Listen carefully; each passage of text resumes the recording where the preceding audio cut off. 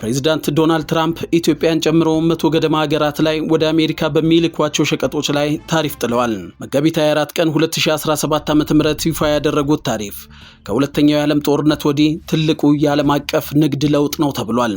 ቢቢሲ ይህንን በትንታኔ ያስቀምጦታል፣ እንደሚከተለው እናቀርባለን። ትራምፕ በአገሪቱ ላይ የጣሉት መነሻ ታሪፍ ምጣኔ 10% ነው። የታሪፍ መጠን ለምርጫ ቅስቀሳ ባደረጉ ጊዜ የእቅዳቸው አካል አድርገው ከተጠቀሱ ቁጥራዊ አሃዞች ጋር የሚመሳሰል ነው። የአሜሪካ መንግስት ወደ አገሪቱ ምርቶች የሚልኩ 60 አገሮች የለየላቸው አጥፊዎች የሚል ምድብ ውስጥ ተካተዋል። በዚህ ምድብ ውስጥ የተካተቱት የአውሮፓ ህብረት፣ ቻይና ለተከተሉት ፍትሃዊ ያልሆነ የንግድ ፖሊሲ ምክንያት ከፍተኛ የታሪፍ ምጣኔ እንደሚጣልባቸው ትራምፕ ተናግረዋል። እንደ ዋይት ሃውስ ገለጻ 10% የታሪፍ ምጣኔ በተጣለባቸው ሀገራት ላይ እርምጃው ተግባራዊ መሆን የሚጀምረው ከመጪው ቅዳሜ መጋቢት 27 ቀን 2017 ዓ.ም ጀምሮ ነው። ከፍተኛ ታሪፍ የተጣለባቸው አንዳንድ ሀገራት ላይ ውሳኔው ተፈጻሚ መሆን የሚጀምረው ደግሞ ከሚቀጥለው ሳምንት ሚያዝያ 1 ጀምሮ መሆኑ ተገልጿል። ስለ ኢትዮጵያ እናንሳ። ከ2014 ዓ.ም ጀምሮ የተወሰኑ ሀገራት ምርቶቻቸውን ከቀረጥና ከታሪፍ ነፃ በመሆን ወደ አሜሪካ ገበያ እንዲያስገቡ ከሚፈቅደው የአጎዋ ዕድል ተጠቃሚነት ውጪ የተደረገችው ኢትዮጵያ በትራምፕ ታሪፍ የተጣለባት ሀገር ዝርዝር ውስጥ እንደተካተተች ፎርብስ ያወጣው መረጃ ያመለክታል። በኢትዮጵያ ላይ የተጣለው የታሪፍ ምጣኔ 10% ሲሆን በዚሁ መሰረትም አዲስ አበባ ከመጪው ቅዳሜ ጀምሮ ወደ አሜሪካ የሚላኩ ምርቶች ተጨማሪ ታሪፍ ይጠብቃቸዋል። ትራምፕ ኢትዮጵያ ላይ የጣሉት 10% ታሪፍ በሁሉም ሀገራት ላይ ያስቀመጡት የታሪፍ ምጣኔ ነው ተብሏል።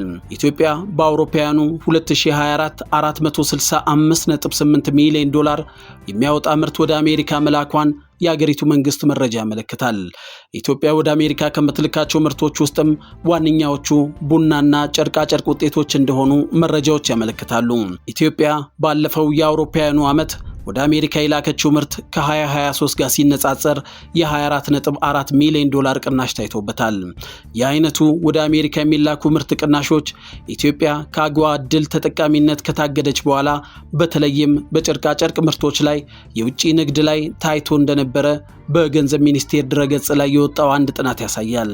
ኢትዮጵያ ከአጎዋ መታገዷ 3 ዓመታት አስቀድሞ በ2011 ዓ.ም ይህንን ዕድል በመጠቀም $246 ሚሊዮን የሚያወጡ ምርቶችን ወደ አሜሪካ ልካለች። ኢትዮጵያ አጎዋን በመጠቀም በአብዛኛው ትልክ የነበረው የጨርቃ ጨርቅ ምርቶችን ነው። የአጎዋ እግድ በኢትዮጵያ ንግድ ላይ ያስከተለው ንዝረትና የተገኙ ትምህርቶችን በተመለከተ ጥናት እንደሚያመለክተው በ2014 ዓ.ም ኢትዮጵያ ካመረተችው አጠቃላይ የጨርቃ ጨርቅ ምርቶች ውስጥ 62% የተላከው ወደ አሜሪካ ነበር። በ2015 ዓ.ም የተካሄደው ጥናት እንደሚያሳየው ኢትዮጵያ ከአጎዋ መታገዷን ተከትሎ እድሉን ሲጠቀሙ የነበሩ 63% ጨርቃ ጨርቅ ምርቶች ወደ አሜሪካ የላኩት ምርት ቀንሷል። 39% አምራቾች ደግሞ ሰራተኞቻቸውን አሰናብተዋል። የትግራይ ጦርነትን ተከትሎ በመንግስት በፈጸማቸው የሰብአዊ መብት ጥሰቶች ምክንያት ኢትዮጵያ ከአጎዋ ዕድል ውጪ ከተደረገች በኋላ ለ3 ተከታታይ ዓመታት ወደ ዕድሉ ተጠቃሚነት መመለስ አልተቻለም። ታዲያ የኢትዮጵያ ይሄ ከሆነ የጎረቤት ሀገሮቿስ ምን ይመስላል ብሎ ቢቢሲ እንዲዘግቦታል። ጎረቤት ሀገራት ኢትዮጵያን ከሚያዋስኑ 6 ሀገራት ውስጥ 5ቱ የፕሬዝዳንት ዶናልድ ትራምፕ የታሪፍ ቡጤ ያርፎባቸዋል። በአሜሪካ ታሪፍ ያልተጣለባት ብቸኛዋ የኢትዮጵያ ጎረቤት ሀገር ሶማሊያ ነች። ጎረቤት ሀገራት ኬንያ፣ ኤርትራ፣ ጅቡቲ፣ ሱዳንና ደቡብ ሱዳን የተጣለባቸው ታሪፍ ምጣኔ ከኢትዮጵያ ጋር በተመሳሳይ 10% ነው። ግብጽ በተመሳሳይ የ10% ቀረጥ ተጥሎባታል። ከአፍሪካ ሀገራት ከፍተኛ የሆነ የ50% ታሪፍ የተጣለባት ሌሴቶ ሆናለች። በመቀጠልም ማዳጋስካር 47%፣ ሞሪሼስ 40%፣ ቦትስዋና 37% ቀረጥ ከተጣለባቸው የአፍሪካ ሀገራት መካከል የሚገኙበት ናቸው። አንጎላ 32%፣ ሊቢያ 31%፣ ደቡብ አፍሪካ 30% ቀረጥ የተጣለባቸው ሲሆን ናይጄሪያ የ14% ቀረጥ ተጥሎባታል። ታዲያ የትራምፕ አስተዳደር የለየላቸው አጥፊዎች ብሎ የመደባቸው ደግሞ የነጩ ቤተ መንግስት ባለስልጣናት የለየላቸው አጥፊዎች ተብለው በተለዩ 60 ገደማ ሀገራት ላይ ከሚያዝያ 1 ጀምሮ የሚተገበር የአጸፋ ታሪፍ እንደሚጣልባቸውም ገልጸዋል።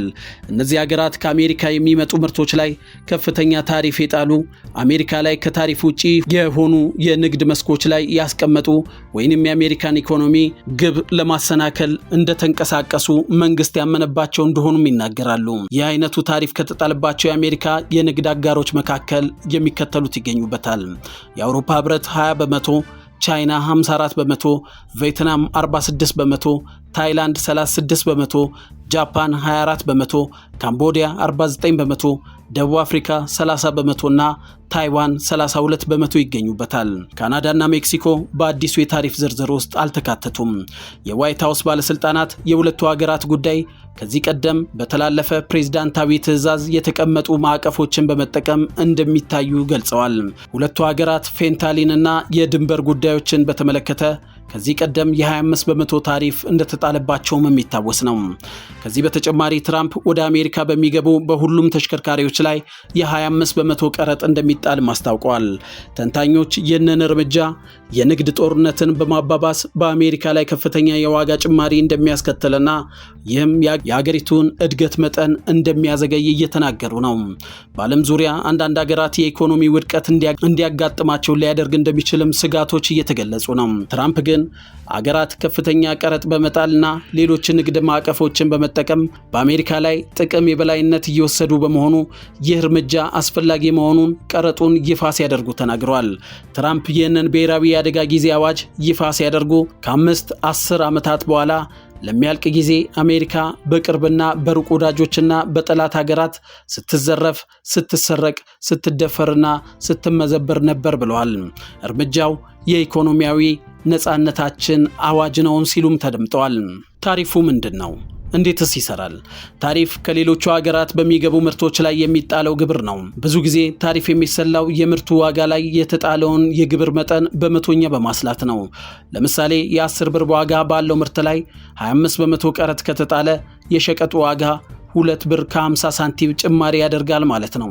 በአጠቃላይ 10 ብር በአሜሪካ ይሸጥ የነበረው ምርት 12 ብር ከ50 ሳንቲም ይሆናል ማለት ነው። ይህንን ታሪፍ ለመንግስት የሚከፍሉት የውጭ ሀገራት ምርትና አገር ውስጥ የሚያስገቡ ኩባንያዎች ናቸው። ኩባንያዎቹ ለመንግስት የከፈሉትን ቀረጥ ለማካካስ ሲሉ ምርቱን ለደንበኞች በሚሸጡበት ጊዜ መደበኛ ዋጋ ላይ የተወሰኑ ወይም ሙሉ ጭማሪ ሊያደርጉ ይችላሉ።